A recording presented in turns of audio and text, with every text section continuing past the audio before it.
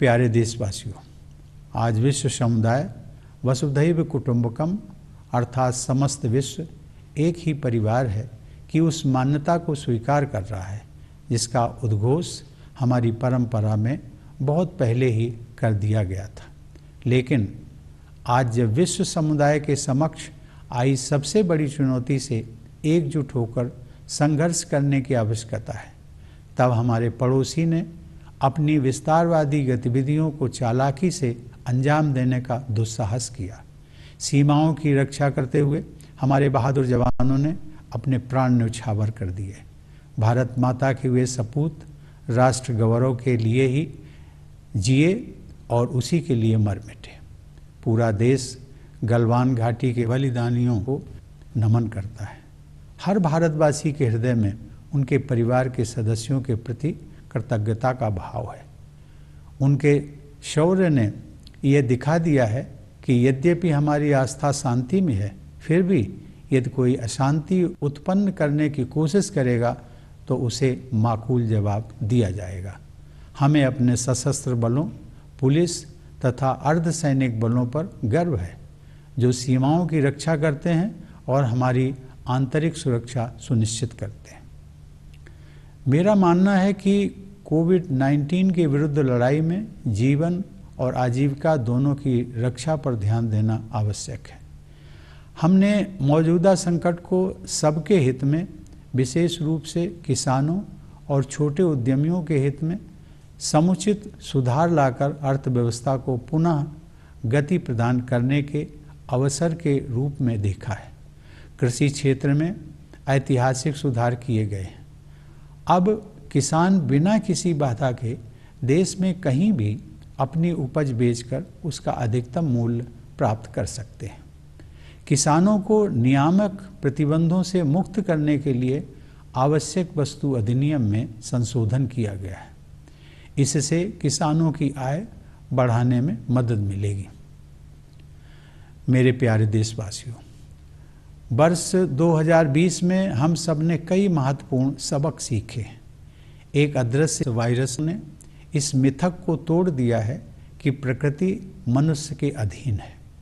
मेरा मानना है कि सही राह पकड़कर प्रकृति के साथ सामंजस्य पर आधारित जीवन शैली को अपनाने का अवसर मानवता के सामने अभी भी मौजूद है।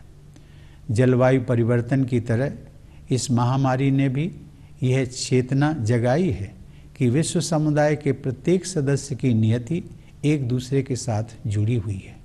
मेरी धारणा है कि वर्तमान संदर्भ में अर्थ केंद्रित समावेशन से अधिक महत्व मानव केंद्रित सहयोग का है।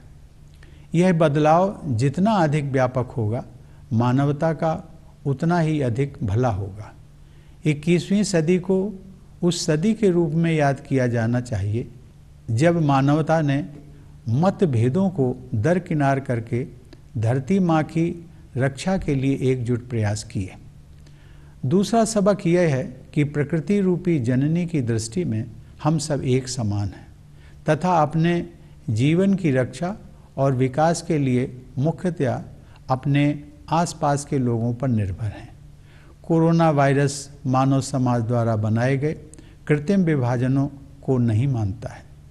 इससे यह विश्वास पुष्ट होता है कि मनुष्यों द्वारा उत्पन्न किए गए हर प्रकार के पूर्वाग्रह और सीमाओं से हमें ऊपर उठने की आवश्यकता है।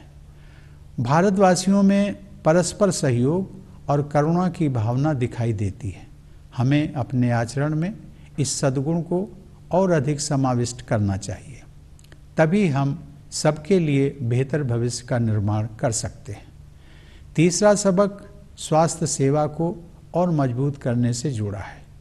सार्वजनिक अस्पतालों और प्रयोगशालाओं ने कोविड-19 का सामना करने में अग्रणी भूमिका निभाई है। सार्वजनिक स्वास्थ्य सेवाओं के कारण गरीबों के लिए इस महामारी का सामना करना संभव हो पाया है।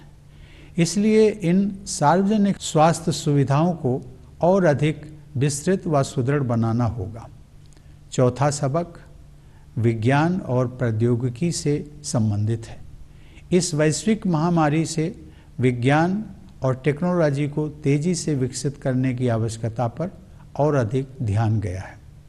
लॉकडाउन और उसके बाद क्रमशः अनलॉक की प्रक्रिया के दौरान शासन, शिक्षा, व्यवसाय, कार्यालय के कामकाज और सामाजिक संपर्क के प्रभावी माध्यम के रूप में सूचना और संचार प्रौद्योगिकी को अपनाया गया है। इस माध्यम की सहायता से सभी भारतीयों का जीवन बचाने और कामकाज को फिर से शुरू करने के उद्देश्यों को एक साथ हासिल करने में मदद मिली है। केंद्र एवं राज्य सरकारों के कार्यालय अपने कार्यों के निर्वहन के लिए बड़े पैमाने पर वर्चुअल इंटरफेस का उपयोग कर रहे हैं। न्याय प्रदान करने के लिए न्यायपालिका ने वर्चुअल कोर्ट की कार्रवाई को अपनाया है। वर्चुअल कॉन्फ्रेंस आयोजित करने तथा अन्य अनेक गतिविधियों को संपन्न करने के लिए राष्ट्रपति भवन में भी हम प्रौद्योगिकी का उपयोग कर रहे हैं। आईटी और संचार उपकरणों की सहायता से डिस्टेंस एजुकेशन तथा ई लर्निंग को बढ़ावा मिला है। कई क्षेत्रों में अब घर से काम करने का ही प्रचलन हो गया है। प्रौद्योगिकी की सहायता से सरकारी और निजी क्षेत्रों के अनेक प्रतिष्ठानों द्वारा सामान्य स्तर से कहीं अधिक कामकाज करके अर्थव्यवस्था को गति प्रदान की गई है। इस प्रकार हमने यह सबक सीखा है कि प्रकृति से सामंजस्य रखते हुए विज्ञान और प्रौद्योगिकी को अपनाने से हमारे अस्तित्व और विकास की निरंतरता को बनाए रखने में सहायता मिलेगी। ये सभी सबक पूरी मानवता के लिए उपयोगी सिद्ध होंगे। आज की युवा पीढ़ी ने इन्हें भली भांति आत्मसात किया है और मुझे विश्वास है कि इन युवाओं के हाथों में भारत का भविष्य सुरक्षित है। यह दौर हम सभी के लिए कठिन है। हमारे युवाओं की कठिनाई तो और भी गंभीर दिखाई देती है। शिक्षण संस्थानों के बंद होने से हमारे बेटे बेटियों में चिंता पैदा हुई होगी और फिलहाल वे अपने सपनों और आकांक्षाओं को लेकर चिंतित होंगे। मैं उन्हें ये बताना चाहूँगा कि इस संकट पर हम विजय हासिल करेंगे और इसलिए अपने सपनों को पूरा करने के प्रयासों में आप सभी युवाओं को निरंतर जुटे रहना चाहिए। इतिहास में ऐसे प्रेरक उदाहरण उपलब्ध हैं जहां बड़े संकटों एवं चुनौतियों के बाद सामाजिक, आर्थिक और राष्ट्रीय पुनर्निर्माण का कार्य नई ऊर्जा के साथ किया गया। मुझे विश्वास है कि हमारे देश और युवाओं का भविष्य उज्जवल है। हमारे बच्चों और युवाओं को भविष्य की ज़रूरतों के अनुसार शिक्षा प्रदान करने की दृष्टि से केंद्र सरकार ने हाल ही में राष्ट्रीय शिक्षा नीति लागू करने का निर्णय लिया है। मुझे विश्वास है कि इस नीति से गुणवत्ता से युक्त एक नई शिक्षा व्यवस्था विकसित होगी जो भविष्य में आने वाली चुनौतियों को अवसर में बदलकर नए भारत का मार्ग प्रशस्त करेगी। हमारे युवाओं को अपनी रुचि और प्रतिभा के अनुसार अपने विषयों को चुनने की आज़ादी होगी। उन्हें अपनी क्षमताओं को विकसित करने का अवसर मिलेगा। हमारी भावी पीढ़ी इन योग्यताओं के बल पर न केवल रोजगार पाने में समर्थ होगी बल्कि दूसरों के लिए भी रोजगार के अवसर उत्पन्न करेगी। राष्ट्रीय शिक्षा नीति एक दूरदर्शी और दूरगामी नीति है। इससे शिक्षा में इंक्लूजन, इनोवेशन और इंस्टीट्यूशन की संस्कृति को मजबूती मिलेगी। नई शिक्षा नीति के तहत मातृभाषा में अध्ययन को महत्व दिया गया है, जिससे बाल मन सहजता से पुष्पित पल्लवित हो सकेगा। साथ ही इससे भारत की सभी भाषाओं को और भारत की एकता को आवश्यक बल मिलेगा। किसी भी राष्ट्र को सशक्त बनाने के लिए उसके युवाओं का सशक्तिकरण आवश्यक होता है और राष्ट्रीय शिक्षा नीति इस दिशा में एक बड़ा कदम है। प्यारे देशवासियों, केवल 10 दिन पहले अयोध्या में श्री राम जन्मभूमि पर मंदिर निर्माण का शुभारंभ हुआ है और देशवासियों को गौरव की अनुभूति हुई है। देशवासियों ने लंबे समय तक धैर्य और संयम का परिचय दिया और देश की न्याय व्यवस्था में सदैव आस्था बनाए रखी। श्री राम जन्मभूमि से संबंधित न्यायिक प्रकरण को भी समुचित न्याय प्रक्रिया के अंतर्गत सुलझाया गया। सभी पक्षों और देशवासियों ने उच्चतम न्यायालय के निर्णय को पूरे सम्मान के साथ स्वीकार किया और शांति, अहिंसा, प्रेम एवं सौहार्द के अपने जीवन मूल्यों को विश्व के समक्ष पुनः प्रस्तुत किया।